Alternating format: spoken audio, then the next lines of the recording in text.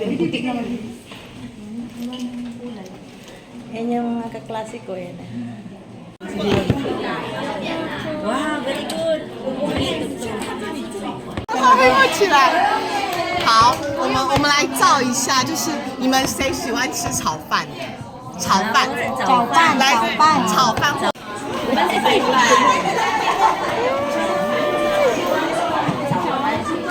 Yan yung gawa namin. Bagay sa labas, sabi mo lang, 我要买食物. Okay? Bibili lang ako ng pagkain. Pero wala kang tinutukoy kung anong pagkain po. Okay? So, parang ganyan po siya. Gets? Yes? Okay? How? So, next naman, tingnan lang natin, daanin lang natin kung paano mag-order sa restaurant. So, first, kung gusto mag-order, ano sabihin mo? Ito nasa restaurant ka na, nakaupo ka na. 我要点餐. Okay? 再次. 我要点餐. Ciao. Okay. So, pag order ka, 点餐 gagamitin mo. Okay? So, ngayon, mag-order ka na. Paano ka mag-order? Pwede mo tandaan itong sentence na ito. Okay? 我要. Tapos ito ay isang, kung ilan gusto mo. 量. Yung 量, ibig sabihin yung servings or ilan gusto mo. 餐点, ibig sabihin yung pagkain. Okay? So, gusto ko ng, so yung 我要, for example, 我要一个煎蛋吐司. Okay? So, 我要, ito yung fix na words na kailangan gamitin natin. 我要, gusto ko. 一个, ito yung serving. 一个. Pag gusto mo dalawa, 2个 tatlo, 3个 对, so ito na yung measure words na yung gusto mong serving. So next, sabihin mo lang po yung anong gusto mo na pagkain. So gusto niya ng 煎蛋吐司. So ano yung 煎蛋吐司? Fried egg with toast. Toast with fried egg. Okay? 煎蛋吐司. Okay? So yan po yung ano niya.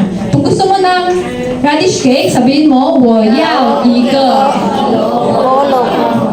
对，萝卜糕. Okay? Pag radish cake. How? So tandaan niyo po yung itong na to. Tapos, tignan naman natin ito. Kung gusto mo ng isang french fries, paano naman sabihin? 再一次，我要一个薯条. Kaya natin, 一个ba? Actually, 一个, pwede siya. Generally, pag mga measure words, kung di mo alam ano yung measure word, tamang measure word niya, sabihin mo lang, 一个. Pero pag minsan nasa McDonald's tayo sa KFC, sinasabi natin, 一份. So, tingnan natin, 一份. Ibig sabihin, 一份ay isang serving size. Di ba, pag gusto mo ng large, ano sabihin mo? 我要大份 Pag small, 小份对, 小份. Okay? Pero kung gusto mo sabihin isa, sabihin mo lang 一份. Okay? 一份薯条. Itong cha, ano lang, pwede mo sabihin na fried. Ano lang to dinagdag lang niya. Pero pwede mo sabihin na 一份薯条就好了. Okay? 好. Next. Tignan naman natin. Nag-order ka na. Ito naman, gusto ko ng dalawang Coke. 两倍。我要两杯可乐. Okay, tama po. So pag mga baso, mga inumin mo, gaya natin ay 2杯. So ang pay, ibig sabihin cup o yung baso po. Okay? So pag mga inumin po, sabihin natin 2杯. Yung gagawin natin na measure words ay pay. Okay? Pag gusto mo ng 5, 我要5杯可乐. Okay? 可乐. Next, ito. Ayun naman. Paano mo, kung gusto mo, tapos ka na mag-order, pero gusto mo pa isa pa, or gusto mo ng additional order, ano yung sa Mandarin? 我要加2个可乐2杯炸鸡我要加2个鸡排鸡排。可以啊，鸡排可以。Pag chicken, pag gusto chicken yun eh. Gusto ko na isang additional order. 我要加一个. Actually, sabi ni ate, 加. Tama na po siya, 加.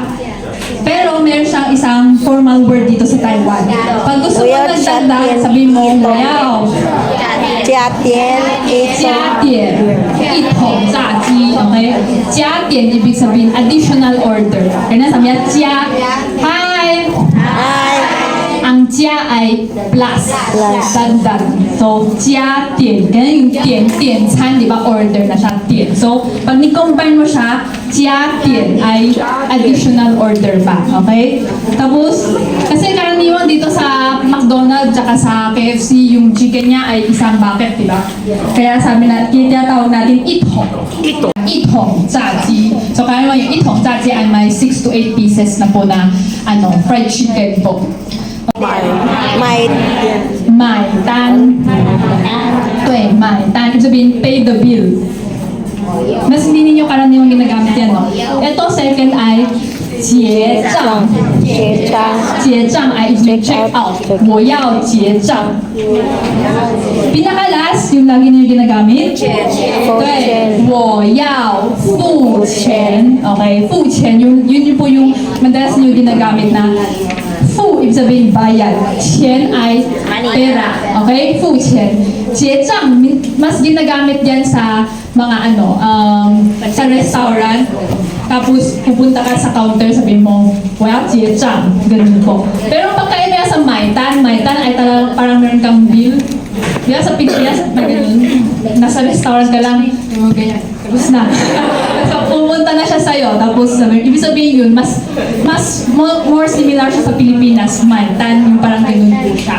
Okay, mismo pupunta siya sa sa upuan mo, sabihin, bibigay sa'yo yung bill, tapos bigay mo lang sa kanya yung pera or credit card. Okay? So, yan po yung tatlong karaniwang. Pero kung ano yung gusto na yung gamitin, okay lang, bahala na po kayo. 付钱. Kung gusto, mas comfortable ka sa 付钱, gamitin mo yung 付钱. Pero, dagdag kaalaman lang po to kung next time gusto nyo i-try yung ibang Mandarin po, pwede nyo po i-try itong dalawa na ito. Okay? How? Paano may magtanong ng presyo, di ba? Minsan pag nag-check out ka na, gusto mo tanongin, magkano ba yung kinain ko? So, pwede mo sabi, 对，请问总共多少钱? Ano yung 总共? Overall. Yes. 总共 ay total. Okay? 总共. Yan po yung sabihin total. So, magkano ba lahat in total? Okay? 再次，请问总共多少钱？总共多少钱？对。Okay? Okay? Marami ba? Sobrang daming information. Tatapat nyo dito sa picture. Okay, go. Chinese ka. Dito ka. Lo po kao. Lo po kao. Lo po kao. Kao. Lên. Kao. Tan ting.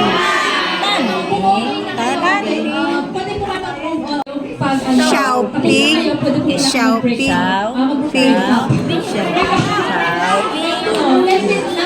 Cha. Cha. Kasi paano? Cha. Pauzi. Pauzi. Pauzi. Parang newspaper. Manto. Manto. Manto. Fan.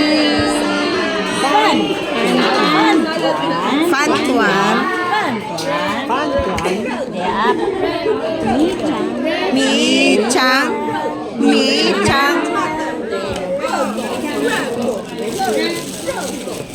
To chang. To chang. To chang. Si fan. Si fan. Si fan. Ano to? Chong, ano to? Huaping, chong huaping. Chong, huaping. Chong huaping. Ano yan?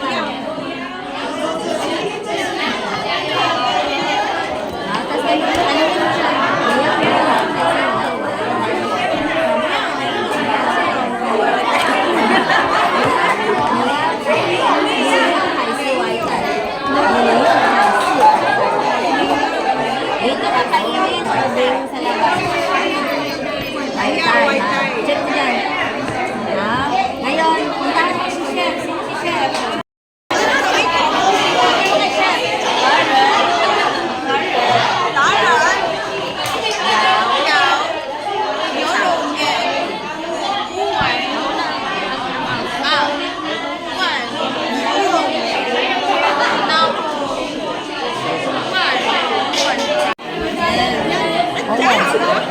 Oh, Karen. Ask mo sa kanya. Jingwon, Jingwon, Tosa. Jingwon, Tusaw, Jingwon, Won. Okay, Jingwon, Tosa.